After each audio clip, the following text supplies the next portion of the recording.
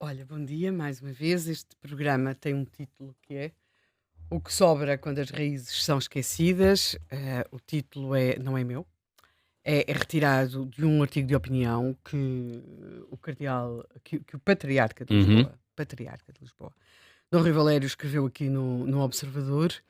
E é curioso porque nós temos um patriarca a responder a isso, a essa questão da defesa na Europa, que é quando uma árvore corta as suas raízes, não pode esperar permanecer de pé. Eu espero depois que o Henrique Pereira dos Santos está aqui comigo em estúdio, connosco em estúdio, nos explique o poder desta imagem. Mas Dom Rui Valério continua. Hoje assistimos ao declínio do peso europeu no mundo, não por falta de recursos, nem por debilidade económica, nem tampouco por fraqueza tecnológica, mas por uma crise mais profunda, o esquecimento da sua própria identidade. Hum. Portanto, o patriarca acaba por colocar aqui três questões. Nós não temos problemas na nossa defesa por não termos recursos, também por debilidade económica, que, pelo menos comparado com outras partes do mundo, objetivamente não temos, nem sequer por fraqueza tecnológica, mas por uma crise mais profunda, o esquecimento da sua própria identidade. E ainda indo a Dom Rui Valério, há aqui ele define este momento como um momento Alasca. E compara este momento Alasca, no qual Donald Trump e Vladimir Putin se encontraram, com a Cimeira de Alta, onde, além do líder da então União Soviética, o presidente dos Estados Unidos, também esteve um primeiro-ministro europeu. E é claro que as coisas eram diferentes, os momentos eram diferentes, mas a verdade é que este momento Alasca, de alguma forma, representa algo daquilo que é a circunstância da Europa neste momento, até porque a guerra de que Vladimir Putin e Donald Trump trataram no Alasca acontece na Europa. Não acontece noutro local, acontece aqui. Não é? Estamos a falar da Ucrânia. Hum. Ora, hoje mesmo nós vemos Vladimir Zelensky Volodymyr Zelensky vai voltar à Casa Branca, não vai voltar sozinho, nós sabemos o que aconteceu, não é? Quando lá esteve, aquele momento muito constrangedor à frente do mundo, daquela conversa entre Zelensky, Donald Trump e o J.D. Vance, o vice-presidente. Hoje, com Zelensky vão outros líderes europeus, mais precisamente 7 líderes europeus, aos quais há a juntar ainda o secretário-geral da NATO. Portanto, nós vamos ter Macron, Merz, Starmer, Meloni, Stubb, von der Leyen, e ainda vai também Mark Rutte a acompanhar Zelensky. E agora podemos perguntar-nos porquê. O Patriarca de Lisboa, Rui Valério, no texto que se publicou aqui no Observador, e que se insere numa linha de textos de reflexão produzidos, muitas vezes nascidos dentro das igrejas, e no caso dentro da Igreja Católica, nós tivemos, por exemplo, muito marcados os anos 60 do século passado, e não só por textos provenientes da Igreja Católica, tinham muito a ver com as questões sociais, os direitos dos trabalhadores, os direitos das classes operárias, das classes trabalhadoras. Claro, depois houve um conjunto de textos sobre as questões do controle dos nascimentos e tudo isso, mas nós vivemos, aliás, num espaço muito marcado por uma coisa, por textos que na prática podemos designar como a doutrina social da Igreja, e depois entramos numa espécie de apagamento daquilo que era essa origem judaico-cristã da Europa, daquilo que nós chamamos Europa, porque este território todo já se arrumou de outra forma, não é? Hum. E foi essa pertença judaico-cristã que lhe deu a arrumação que temos hoje, não é? E é curioso porque nós encontramos, e é claro, estamos a falar do texto de um patriarca, portanto, ele vai procurar chamar a atenção para os alertas que diferentes papas têm deixado nesta matéria. Hum. Ele começa por referir João Paulo II, não é?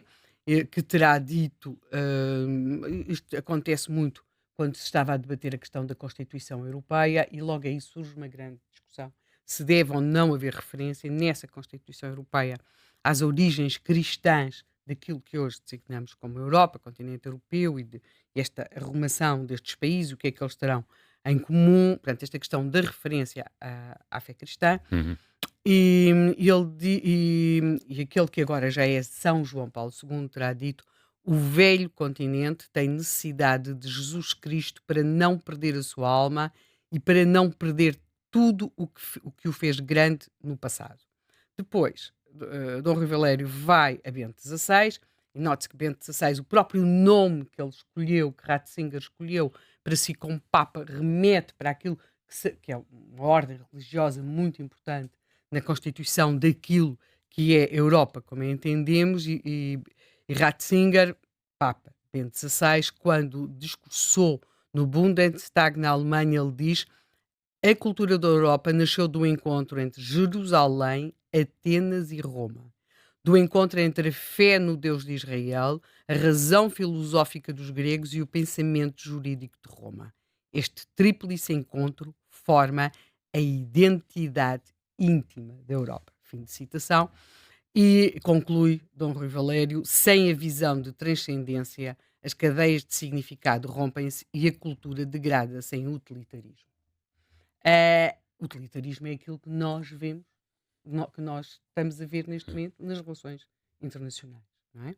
Nomeadamente no tal momento Alasca. E Dom Rui Valério vai ainda ao Papa Francisco, que esteve no Parlamento Europeu em 2014 e que chama também a atenção para uma Europa que já não é capaz de se abrir à sua dimensão transcendente da vida. Ele avisa: é uma Europa que lentamente corre o risco de perder a sua própria alma e também aquele espírito humanista que naturalmente ama e defende. Portanto, nós temos aqui neste texto do Patriarca de Lisboa um alerta de alguém que é óbvio que pertence a uma igreja, a Igreja Católica, mas que procura frisar aqui uma questão, e que é: a Europa não pode estar não pode alienar aquilo que é a sua identidade sob o risco de ser como as árvores que se cortam as raízes Hum.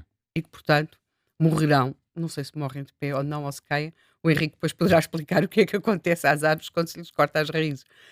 Mas, curiosamente, isto que nós vemos aqui a ser frisado do ponto de vista também religioso, como é óbvio, e é curioso porque no texto de Dom Rui Valério, o Patriarca de Lisboa, ele chama também a atenção para uma outra coisa, e que é como na Europa se confundiu o laicismo com a laicidade.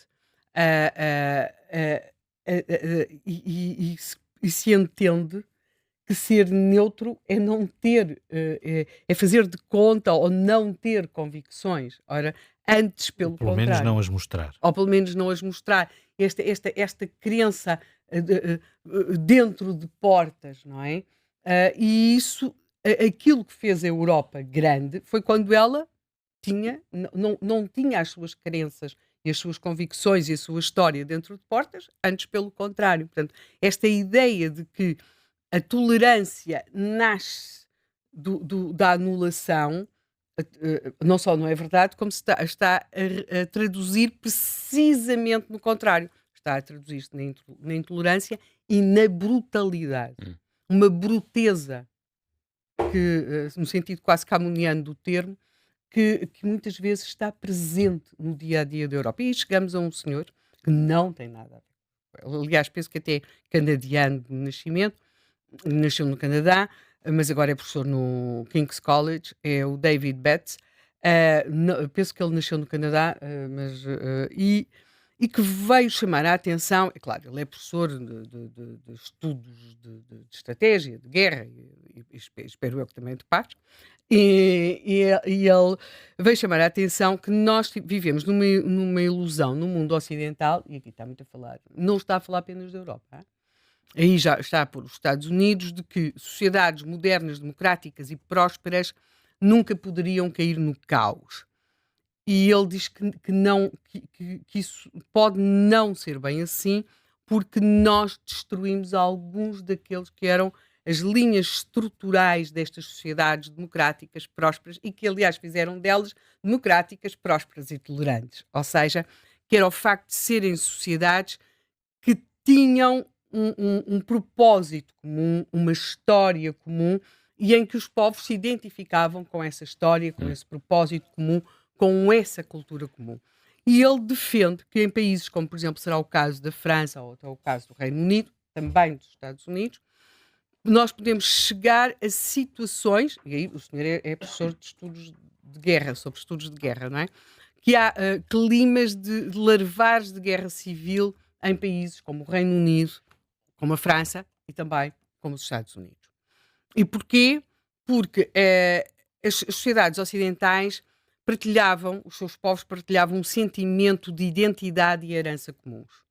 Hoje em dia, eles são entidades políticas quebradas, em que temos o confronto entre diferentes tribos identitárias e competitivas entre si. Pessoas que vivem em comunidades separadas, não é? Ele acha que uma das questões que contribuiu para esta circunstância foram, de facto, as questões identitárias. Depois, acha também que estamos a criar outro tipo de clivagens, isso aí, sem dúvida, muito marcado pela experiência ou de França, ou em parte também do Reino Unido e também muito nos Estados Unidos, mas talvez mais França e Reino Unido, que é uma clivagem absoluta, e nos Estados Unidos também, entre as zonas rurais e, e o ambiente urbano mais cosmopolita, não é?